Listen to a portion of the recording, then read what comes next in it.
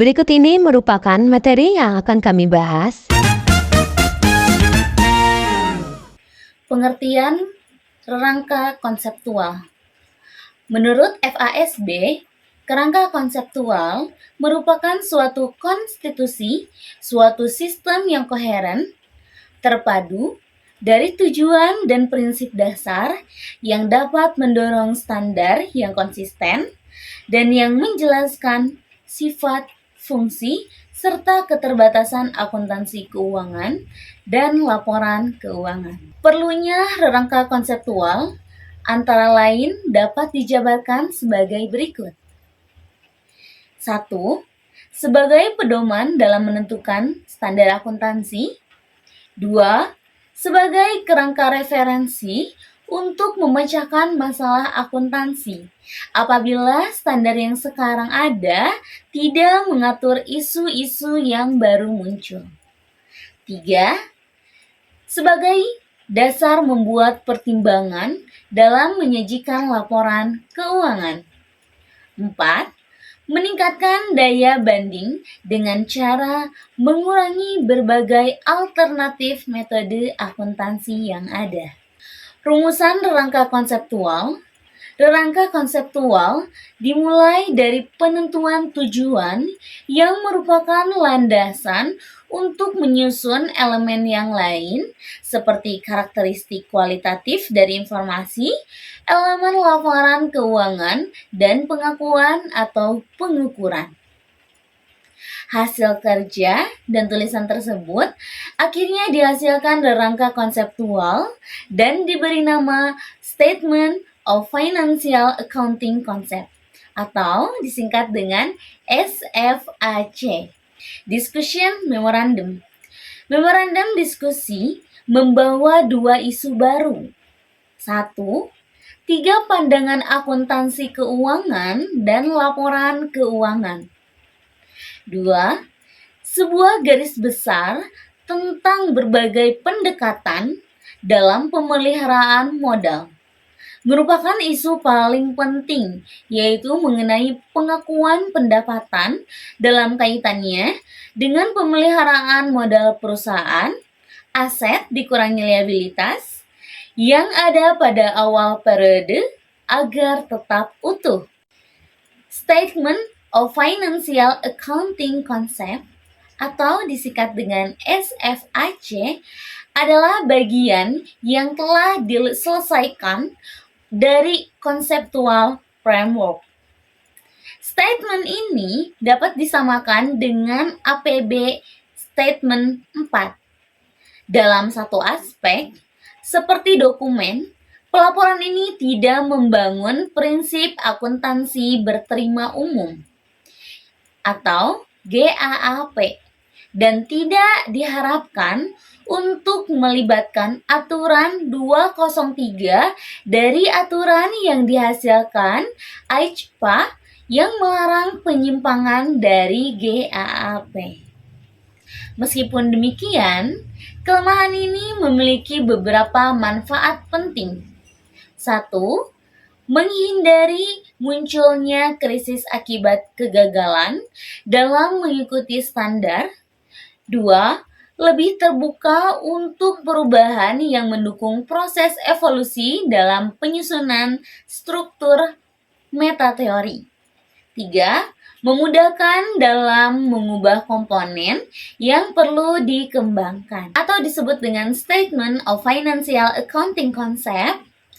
Yang akan kita bahas yaitu terdiri dari 6 SFAC dari mulai SFAC nomor 1 yaitu Objective of Financial Reporting by Business Enterprise. Tujuan pelaporan keuangan. 2. Qualitative Characteristic of Accounting Information. Karakteristik kualitatif informasi akuntansi. 3. Elemen of Financial Statement of Business Enterprises. Elemen-elemen laporan keuangan. SFAC nomor 1. Tujuan pelaporan keuangan. Objective of Financial Reporting by Business Enterprise. SFAC nomor 1 menyatakan bahwa laporan keuangan harus lebih bersifat general purpose daripada mengarah pada kebutuhan kelompok pengguna tertentu. 2. Mengasumsikan pengguna mempunyai pengetahuan tentang informasi dan pelaporan keuangan, sebuah penyimpangan dari asumsi True Blood Report yang menyatakan kemampuan yang terbatas pengguna laporan keuangan. 3. Seperti True Blood Report, pengguna juga diasumsikan memiliki wewenang yang terbatas. 4. Statement juga mencatat the importance of stewardship, yang menentukan seberapa baik manajemen menjalankan kewajiban dan obligasi pada pemilik dan kelompok kepentingan lainnya. Beberapa nilai penting dalam laporan ini antara lain, manfaat informasi harus melebihi biaya yang dikeluarkan untuk mendapatkannya. 2. Laporan akuntansi bukan merupakan satu-satunya sumber informasi tentang perusahaan. 3. Akuntansi akrual sangat bermanfaat untuk menilai dan memprediksi earning power and cash flow perusahaan. Informasi yang tersedia harus bermanfaat, tetapi setiap pengguna membuat prediksi dan penilaiannya masing-masing. Selanjutnya, SFAC nomor 2 berhubungan dengan karakteristik kualitatif informasi akuntansi. Istilah kualitatif karakteristik digunakan pada APB Statement nomor 4.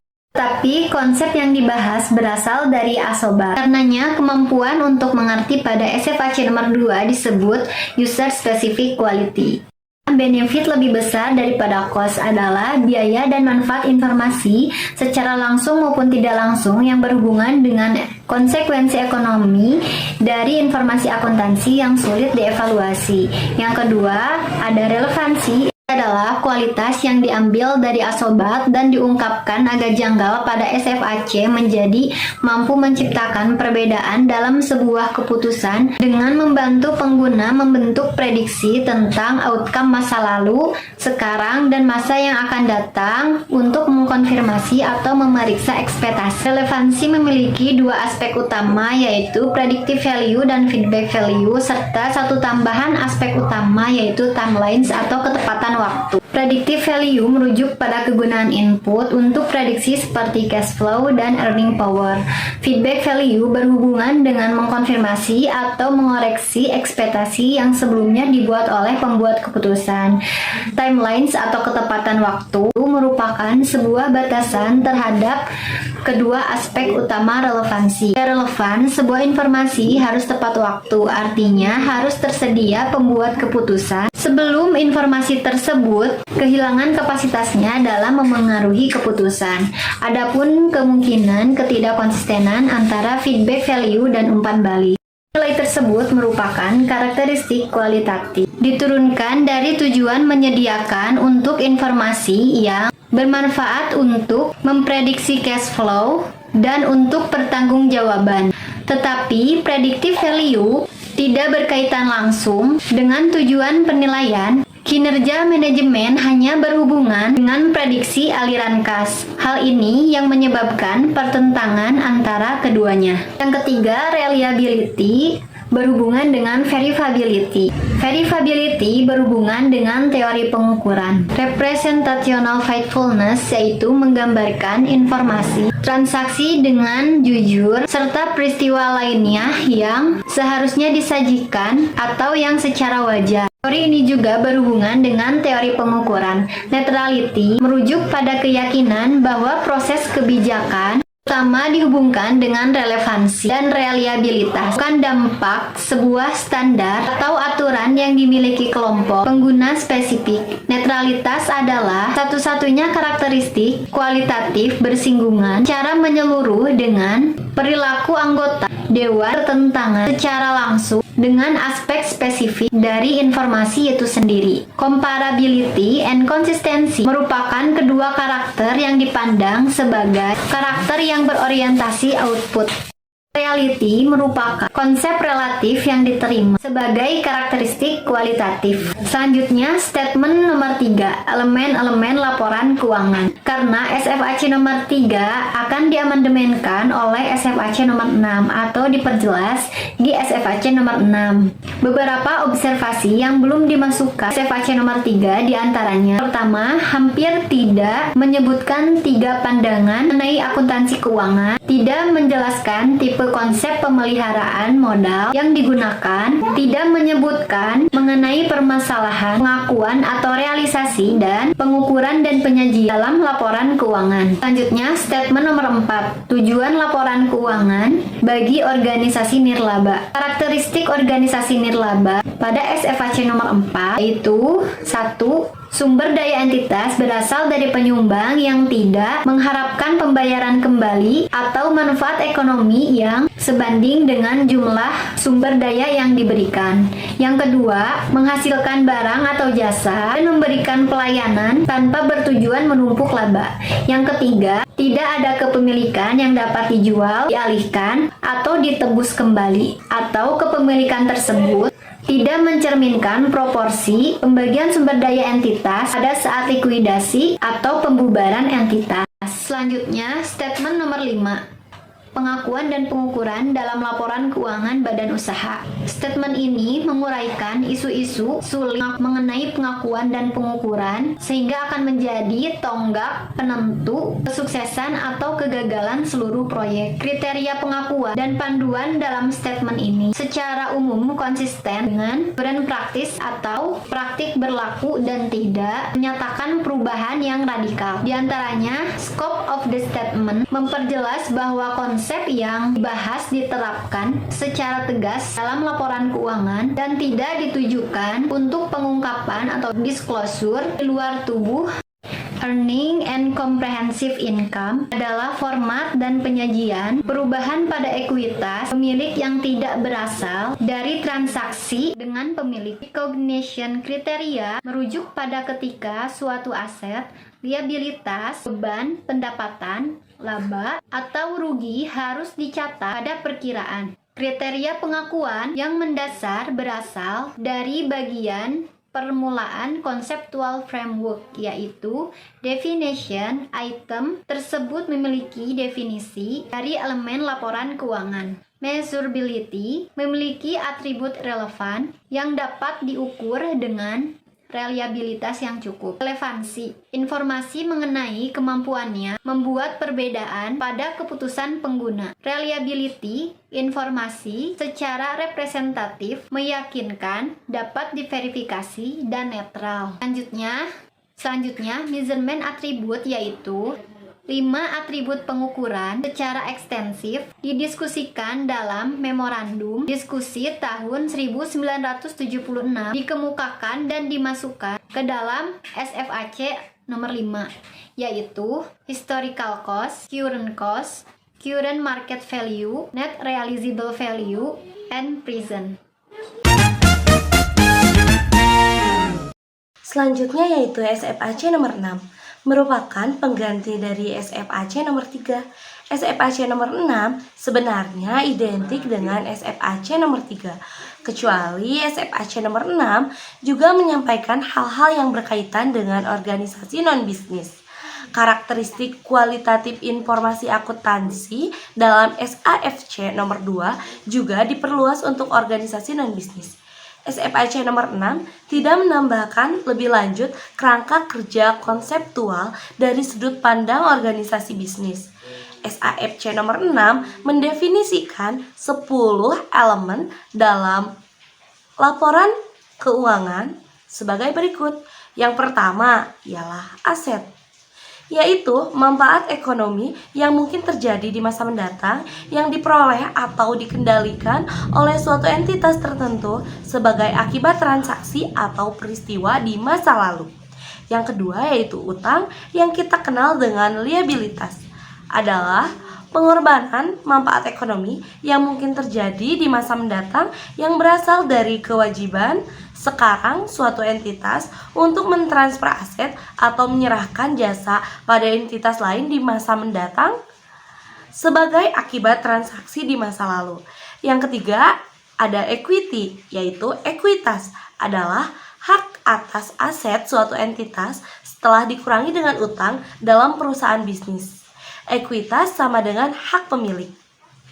Yang keempat adalah investasi oleh pemilik atau investment by owner adalah kenaikan aset neto suatu perusahaan yang berasal dari transfer entitas lain ke perusahaan tersebut atas suatu yang bernilai untuk memperoleh atau meningkatkan hak kepemilikan atau ekuitas dalam perusahaan tersebut. Yang kelima yaitu distribution owner atau distributor pada pemilik adalah penurunan aset neto suatu perusahaan yang berasal dari transfer aset, penyerahan jasa, atau penambahan utang oleh perusahaan kepada pemilik. Yang keenam, laba komprehensif atau comprehensive income adalah perubahan ekuitas atau aset neto suatu entitas selama satu periode yang berasal dari transaksi atau peristiwa dalam kondisi lainnya dari sumber yang bukan berasal dari pemilik. Yang ketujuh, ada pendapatan atau revenue adalah aliran masuk kenaikan aset suatu entitas atau penurunan utang suatu entitas atau kombinasi keduanya selama satu periode yang berasal dari pengiriman atau produksi barang, penyerahan jasa, atau pelaksanaan kegiatan lainnya yang merupakan kegiatan utama perusahaan secara terus-menerus.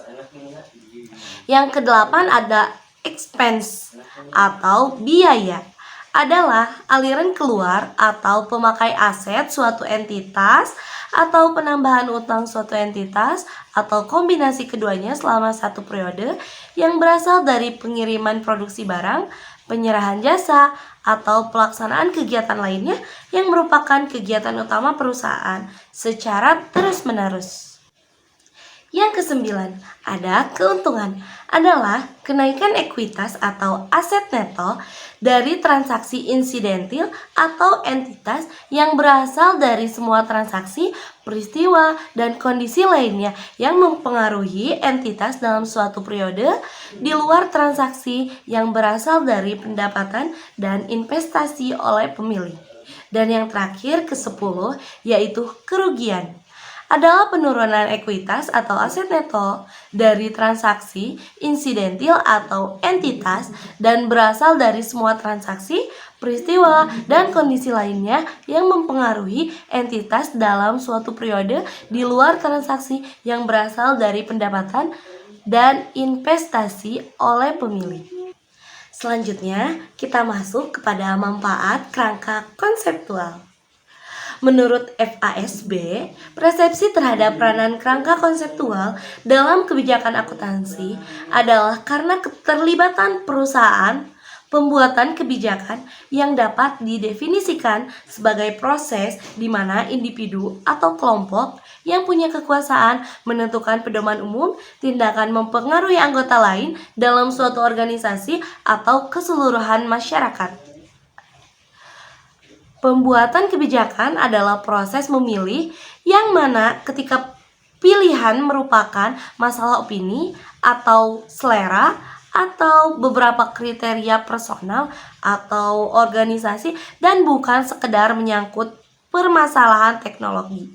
Maka kerangka konseptual adalah yang pertama, manfaatnya yaitu membawa ke arah konsistensi yang standar. Kedua, merekomendasikan sifat, fungsi, dan keterbatasan akuntansi keuangan dalam pelaporan. Yang ketiga, penggunaan kerangka konseptual yang diterima umum akan menjadikan penyusunan standar lebih efisien, efektif, lebih cepat, lebih konsisten, dan menyediakan jawaban-jawaban yang bisa dipertahankan. Peran utama kerangka konseptual adalah untuk memperkaya kemungkinan keberterimaan pernyataan-pernyataan tertentu yang akan disusun ataupun yang sudah berjalan. Selanjutnya, ada penggeseran dari nilai individu ke nilai dewan.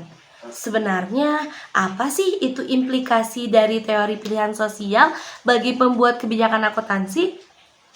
Yaitu suatu fitur yang esensial adalah penggeseran dari nilai-nilai dan pilihan individu ke nilai dan pilihan sosial. Untuk lebih jelas lagi, mari kita kupas lagi pada beberapa kesulitan yang sehubungan dengan kerangka konseptual.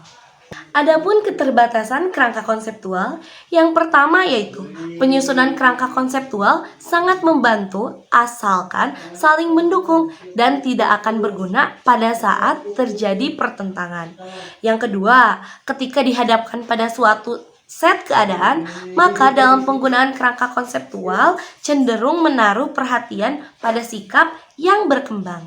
Yang ketiga, kerangka konseptual yang diterima umum dapat membantu jika menggunakan bahasa, metode analisis, dan batasan yang dimengerti umum. Namun, sejauh mana bantuan disediakan oleh kerangka itu akan bervariasi tergantung dari situasi dihadapi. Artinya, kerangka konseptual berurutan dengan teknologi akuntansi dapat berguna dalam situasi besar dan dapat juga terbatas kegunaan pada situasi lainnya. Dan yang terakhir yaitu kerangka konseptual dipandang beberapa pihak hanyalah merupakan suatu bagian dari proses pembuatan kebijakan yang mana bagian ini berubah-ubah dari suatu standar ke standar berikutnya. Permasalahan yang pertama yaitu rangka konseptual individual. Seringkali dalam koran bisnis merujuk pada FASB sebagai sesuatu yang hebat. Padahal dewan tersebut merupakan sekumpulan individu, sama seperti departemen akuntansi di suatu universitas. Dengan terbukanya kali profesional masing-masing dari individual mengembangkan suatu kerangka konseptual teknikal, beberapa rangkaian individu dirumuskan dengan tajam dan dilaksanakan secara ketat. Ada juga yang kurang tajam perumusannya, namun ketat pelaksanaannya, ataupun juga sebaliknya. Sebagai contoh isu kecurangan proposal yang sedang diajukan oleh FASB, yaitu statement di nomor 8 mengenai akuntansi untuk transaksi atas transaksi dalam mata uang asing dan laporan keuangan yang dilaporkan dalam mata uang asing, mencerminkan perubahan-perubahan kerangka konseptual individual, baik dari anggota dewan maupun kelompok-kelompok yang mempunyai kekuasaan untuk menekankan mereka apakah kerangka konseptual itu sudah ada sejak awal ataupun tidak. Penyusunan rangka sangat membantu asalkan mereka saling mendukung, apalagi mencoba mendorong kesimpulan yang telah diset sebelumnya dengan cara membangun alasan-alasan yang rumit dan berubah-ubah. Mungkin saja suatu saat mereka menyuarakan kepentingan dirinya sendiri. Contoh, pemberian alasan yang berbelit-belit adalah salah satu justifikasi yang cemerlang terhadap akuntansi polling of interest yang sering melibatkan berbagai kepentingan kelompok bersama dan bubar setelahnya. Pengalaman tentang APB mengajarkan banyak hal, bahwa sebagian besar dari kita memiliki kecenderungan alami dan bakat yang mengagumkan untuk memproses fakta-fakta baru sedemikian rupa sehingga kita yang telah ada sebelumnya tetap utuh. Oleh karena itu, tidak menjadi soal kerangka konseptual apa yang sedang dikembangkan. Keberhasilannya akan sangat dipengaruhi oleh interpretasi individual. Peranan rangka tersebut menjadi lebih rumit dengan diperkenalkan anggota dewan yang baru. Karena setiap orang memiliki karakteristik, ide-ide baru, dan perubahan berbeda-beda antara individu secara signifikan. Jadi, berbagai sikap anggota dewan terhadap perubahan dalam akuntansi pada akhirnya akan menentukan tingkat besarnya pengaruh rangka tersebut. Selanjutnya, rangka konseptual individual. Adanya berbagai kelompok dengan berbagai kepentingan yang bervariasi, yang memiliki preferensi kuat untuk fleksibilitas dibandingkan dengan keseragaman, maka pembuatan proses pencapaian kesepakatan untuk mewujudkan kerangka konseptual menjadi sulit. Untuk mencapai jadi dimensi, politik tidak dapat dihindari untuk mengeluarkan suatu statement mengenai rangka konseptual. Selanjutnya, berbagai pengaruh kerangka konseptual. Rangka konseptual dapat membantu pembuat kebijakan. Tidak diragukan lagi bahwa penggunaan rangka konseptual yang diterima umum akan menjadikan penyusunan standar yang lebih efisien dan efektif, lebih cepat, lebih konsisten, dan menyediakan jawaban-jawaban yang dipertahankan. Rangka tersebut pasti dapat membantu jika ia menggunakan bahasa, metode analisis, dan batasan-batasan yang dimengerti umum. Namun demikian, sejauh mana bantuan yang disediakan oleh rangka itu akan bervariasi, tergantung dari situasi yang dihadapi. Adapun ilustrasi bagaimana suatu rangka teknikal dapat membantu opini APB nomor 21 mengenai tingkat bunga atas hutang dan piutang disetujui dalam voting oleh 18 anggota dewan tersebut. Opini ini menetapkan imputasi bunga pada kondisi yang tertentu. Salah satu paragraf pendahuluannya menyatakan bahwa tujuan utama dari opini ini adalah untuk memperbarui penerapan prinsip-prinsip akuntansi baru. Opini ini tidak didahului oleh riset dari APB. Walaupun demikian, ke-18 anggotanya memiliki rangka konseptual masing-masing. Tidak peduli bagaimana lemahnya perumusannya, hal yang digarisbawahi adalah overlap yang cukup di antara 18 kerangka untuk menuju kepada opini yang bulat. Lebih jauh lagi, teknologi memainkan peranan yang dominan dalam merumuskan standar akuntansi. Bukti-bukti telah didapatkan, logika telah diterapkan, pernyataan dikeluarkan. Tugas untuk mendapatkan pengakuan secara umum dari berbagai pihak yang memiliki kepentingan terhadap standar relatif mudah. Mungkin karena pihak tersebut merasa tidak memperoleh dampak ekonomis nyata dari penerapan standar tersebut. Hal yang digarisbawahi dalam mengutip ilustrasi tersebut bahwa rangka konseptual dengan teknologi akuntansi sangat berguna dalam besar situasi dan dapat juga terbatas kegunaannya pada situasi lainnya. Lebih jauh lagi, kredibilitas FASB dapat dinodai dengan rangka konseptual pada situasi yang tidak tepat. Arthur Wyatt mengekspresikan situasi ini dengan baik, tidak mempertimbangkan kompromi politik dan lain-lain penting dalam pengambilan keputusan. Pengambilan keputusan seharusnya mengakui kompromi politik dan kompromi lainnya jika terjadi penyimpangan dari jawaban riset yang sebenarnya. Menjelaskan keputusan-keputusan mereka secara pragmatis dan tidak berusaha untuk mencari pembenaran atas jawaban yang mereka sebagai jawaban yang paling benar, yang paling bagus secara konseptual. Jadi, pergeseran dari nilai individu ke nilai dewan mengacu pada proses di mana nilai atau fokus dari suatu organisasi atau kelompok berubah dari memprioritaskan nilai-nilai atau kepentingan individu ke kepentingan bersama yang diwakili oleh dewan atau kelompok pengambil keputusan. Pada rangka konseptual dari nilai individu ke nilai dewan, ini untuk memecahkan masalah akuntansi apabila standar yang sekarang ada tidak mengatur isu-isu yang baru muncul. Maka kerangka konseptual ini sebagai dasar membuat pertimbangan dalam membuat putusan terhadap perancangan rangka konseptual yang berpengaruh besar atas kerangka konseptual tersebut. Selanjutnya, refleksi rangka konseptual. Refleksi rangka konseptual ini akan mencakup pemahaman tentang bagaimana teknologi digital mempengaruhi praktik akuntansi dalam beberapa tahun terakhir. Ini mungkin mencakup pengalaman pribadi atau pengamatan terhadap pergeseran dari akuntansi manual ke otomatisasi akuntansi dan pengguna perangkat lunak akuntansi. Dengan demikian, rangka konseptual ini akan mencakup refleksi tentang pengaruh teknologi digital pada praktik akuntansi saat ini, sambil mencoba memprediksi dampaknya pada teori akuntansi di masa depan. Selanjutnya, prediksi dalam kerangka konseptual ini akan mencoba meramalkan bagaimana teknologi digital akan terus mempengaruhi teori akuntansi di masa depan. Ini mungkin mencakup prediksi tentang perkembangan lebih lanjut dalam otomatisasi